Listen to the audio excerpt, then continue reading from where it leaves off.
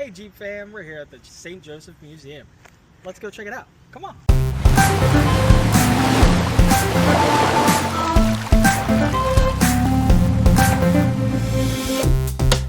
Get ready to frame the fun adventures.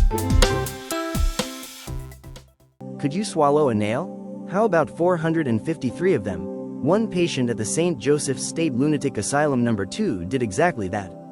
This astonishing story is one of many that you will discover at the Glore Psychiatric Museum in St. Joseph, Missouri. Founded in 1874, this institution has grown into a world-renowned museum, celebrated for its rare exhibits, unusual collections, and its ability to tell the often overlooked history of mental health care in America. The Glore Psychiatric Museum is not just another stop on the map of museums. It has been recognized nationally as one of the 50 most unusual museums in the country. Its exhibits have been featured on the Learning Channel, the Discovery Channel, PBS, and the Science Channel. It's also a local treasure, offering a unique experience that blends history, science, medicine, and the deeply human stories of the patients who lived within the walls of State Hospital No. 2. When you walk through the doors of the museum today, you are stepping back into history. The museum is located in the former surgery and outpatient building of the hospital itself. And here, the exhibits guide you through not just the history of this one institution, but the entire history of mental health treatments over centuries. You'll encounter historic treatment methods that may shock you, sustainable practices that were ahead of their time, works of art created by patients, and therapy options that once seemed cutting edge but are now viewed in new ways. The museum takes you on a journey that is as fascinating as it is sobering, reminding us how far the field of mental health care has come, and how far it still has to go. The story begins in November of 1874, when the original State Lunatic Asylum No. 2 opened its doors. The institution began with 250 patients and was located on land east of the city of St. Joseph. In those days, the terminology and treatments were very different than today. Yet from those early years grew an institution that would eventually transform into a museum unlike any other. In 1968, George Glore, an employee of the St. Joseph State Hospital, had an idea that would change everything. For Mental Health Awareness Week, he constructed a series of full-size replicas of primitive treatment devices used in the 17th, 18th, and 19th centuries. These replicas included everything from early forms of restraint devices to machines once believed to cure mental illness. The impact of these exhibits was powerful. Hospital officials were so impressed that they began to imagine a permanent museum. Today, George Glore's replicas remain a central part of the Glore Psychiatric Museum. They remind us not only of how treatments evolved, but also of the humanity of those who lived through them. His work created a foundation for a museum that continues to grow and expand, shedding light on one of the most complex aspects of human history, the treatment of the mind. But the Glore Museum is not the only unique collection that calls St. Joseph home. Just down the hall, you'll encounter another surprising treasure, the Society of Memories Doll Museum. This collection began in 1968 with the purchase of just 5 dolls from the estate of Oral Andrews, the founder of the St. Joseph Museum. From there, the doll museum grew steadily for more than 40 years. By the time it closed its doors at 12th and Penn in 2011, it contained over 1,500 dolls, toys, and one-of-a-kind dollhouses. The collection was then transferred to the St. Joseph Museums, Inc., ensuring its preservation for future generations. When you walk into the doll exhibits today, you'll see familiar faces, Barbie dolls, Chatty Cathy, Cabbage Patch Kids, but also an enormous range of dolls you may have never seen before. The collection includes work from world-famous doll makers such as Simon and Halbig, Kestner, Clay and Hahn, and handwork of Germany, as well as Jumeau of France. Imagine walking into a hospital in the early 1800s. The halls are dim, the air smells of damp stone, and behind the doors you hear cries, whispers, and sometimes, complete silence. Here, mental illness wasn't understood the way it is today. In the 19th century, a person could be declared insane for many reasons: hearing voices, suffering seizures, slipping into depression, or even simply behaving outside of social expectations. Women who resisted traditional roles, men who drank too much, or someone living in poverty, all could be labeled as mad. Doctors didn't have modern diagnostic tools. Instead, they relied on crude observation and sometimes bizarre tests. Families could even have someone committed without much medical proof at all. Even though the infamous witch hunts peaked in the 1600s, their ghost lingered into the 1800s. Strange behavior was often tied to the supernatural. Tests that once condemned supposed witches were still whispered about. The water test. If a person floated, it was said they were guilty of witchcraft. If they sank, they were innocent, though often drowned in the process. The prayer test. Stumbling over a Bible verse was seen as proof of possession. And inspectors looked for mysterious marks, scars, moles, or birthmarks, believed to be devil's marks. By the 19th century, formal witch trials were over, but the stigma of connecting mental illness with evil or possession was very much alive. Among the most disturbing treatments of the 1800s was the water wheel. Picture a giant wooden wheel with a patient strapped to it. Slowly, the wheel would turn, dunking the person over and over again into cold water. Doctors believed this shocking experience would jolt the brain back to sanity, or at least calm agitation. In reality, it caused terror, hypothermia, and near drowning. But to the doctors of the time, suffering was part of the cure. Some treatments were borrowed from ancient beliefs in balancing the body's humors. Bloodletting and purging were common, draining a patient in hopes of releasing their madness. Patients were strapped into restraint chairs, chains, or straitjackets to control violent outbursts. Others were forced into sensory extremes, spun in chairs until dizzy, blasted with noise, or locked in silent dark boxes called lunatic boxes. Every method was an experiment, often with more harm than help. By the mid to late 1800s, a new movement began to grow, the moral treatment movement. Doctors like Philippe Pinel in Europe, and reformers like Dorothea Dix in the United States, believed patients should be treated with dignity rather than cruelty. Fresh air, exercise, prayer, and structured daily routines were thought to bring peace. It was a step toward compassion, but conditions in many asylums remained overcrowded and harsh for decades to come. The story of mental health in the 1800s is one of contradiction. On one hand, people were dunked, bled, restrained, and tested in ways that seem barbaric today. On the other, seeds of modern care, kindness, structure, and the idea of healing instead of punishment were beginning to take root. It is a stark reminder of how far we've come, and how far we still have to go in understanding the human mind. Imagine standing on the banks of the Missouri River, where St. Joseph now sits. Before the brick streets and railroads, before the Pony Express, this land was home to native peoples whose lives were shaped by the river, the tall grass prairies, and the fertile valleys. Long before European settlement, the St. Joseph region was part of the homelands of many indigenous peoples.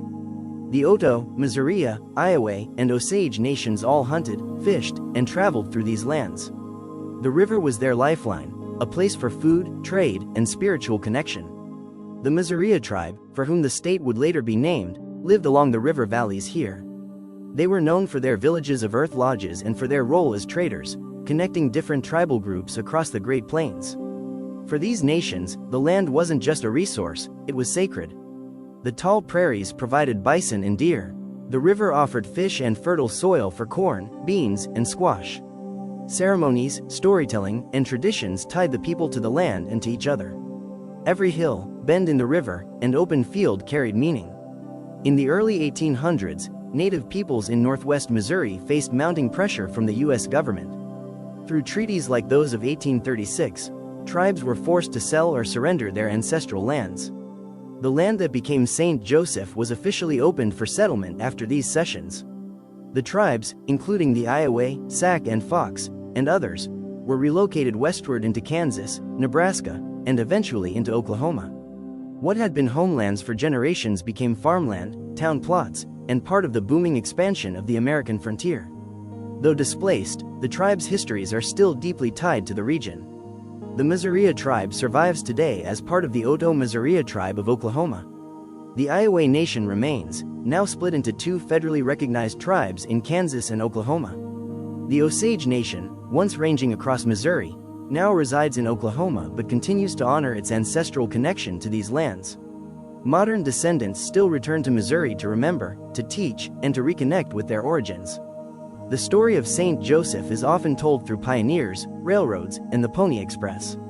But before all of that, it was, and still is, native land. The Oto, Missouri, Iowa, Osage, and others shaped this land for centuries. Their history did not end with displacement. Their descendants carry it forward, reminding us that St. Joseph's story is more than westward expansion. it is also one of survival, resilience, and memory. And it's not just dolls.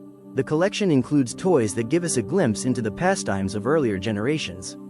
You can imagine children lined up with tin soldiers for battles of imagination, or hours of fun created by simple pull toys.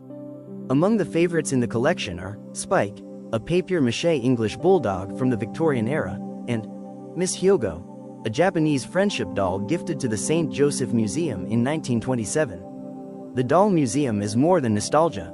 It's interactive and thought-provoking, encouraging visitors to explore how toys and dolls connect to gender roles, culture, and generational change. It's a place where visitors often pause to reflect on a simple question: what was your favorite toy growing up? As you continue your journey, you'll discover yet another fascinating wing, a cabinet of curiosities.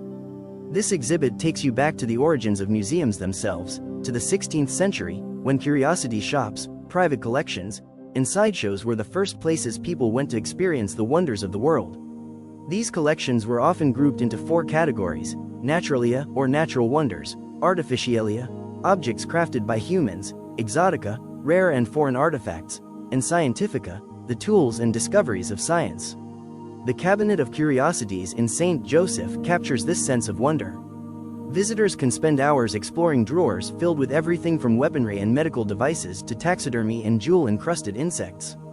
It's an exhibit designed to spark curiosity, to invite you to question, to imagine, and to marvel. From there, the exhibits guide you even further back in time. Interactive displays on paleontology, archaeology, and world cultures carry you across centuries. You'll explore the paleontology of ancient Missouri, dig through the dirt of archaeological sites, and identify prehistoric creatures that once roamed the land. You'll reconstruct pottery, examine gemstones, and even travel across world cultures, all without leaving St. Joseph. Featured exhibits include the King Hill Archaeological Dig, a collection of Native American pottery, and a wide-ranging exploration of world archaeology.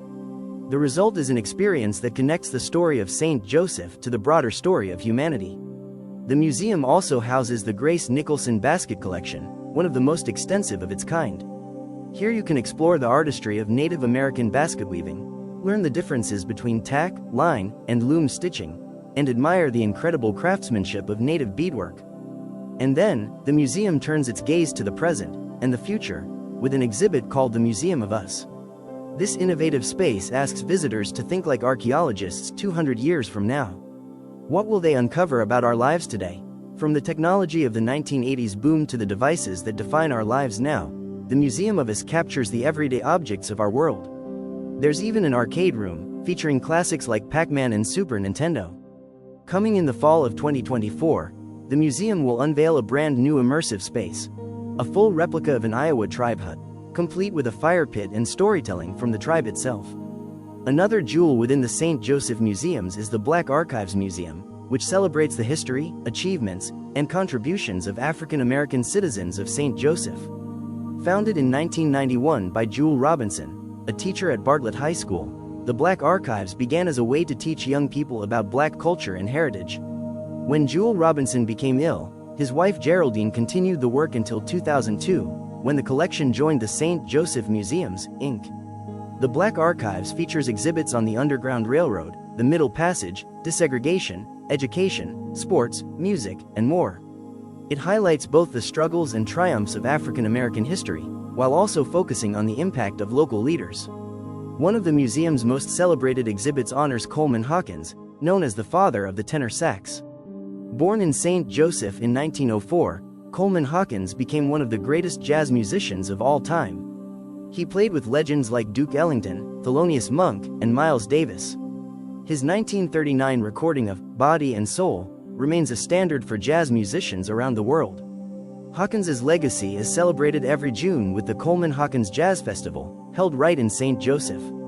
The Black Archives also offers oral histories, such as the video, In Their Own Words, an oral history of African Americans in St. Joseph, which features individuals sharing their personal experiences of growing up during segregation and the civil rights movement. Together, all of these museums, the Glore Psychiatric Museum, the Doll Museum, the Cabinet of Curiosities, the Archaeology and World Cultures exhibits, the Native American basketry and beadwork, the Museum of Us, and the Black Archives, form the St. Joseph Museums, Inc. With over 200,000 items in its collections, along with photographs, archives, and books, the St. Joseph Museums serve as the municipal museum for the city of St. Joseph. Their mission is to collect, preserve, and interpret the stories of this community and to connect them to the wider story of human history. Visiting the St. Joseph Museums is not just about looking at artifacts. It's about experiencing history, exploring humanity, and reflecting on the triumphs and tragedies of the past. It's about understanding how far we have come, and how important it is to continue learning, growing, and connecting. So whether you are fascinated by medical history, captivated by dolls and toys, curious about archaeology, inspired by Native American craftsmanship, nostalgic for the technology of your childhood, or eager to celebrate the achievements of African American leaders and artists, there is something for everyone within the St. Joseph Museums. And perhaps most importantly, these museums remind us of the value of empathy and understanding. They remind us of the importance of preserving stories of triumph, of struggle, of imagination, and of creativity. The next time you find yourself in St. Joseph, Missouri, take the time to step into these halls. Explore the museums, see the artifacts, hear the stories, and walk away with a deeper appreciation for the incredible tapestry of human history that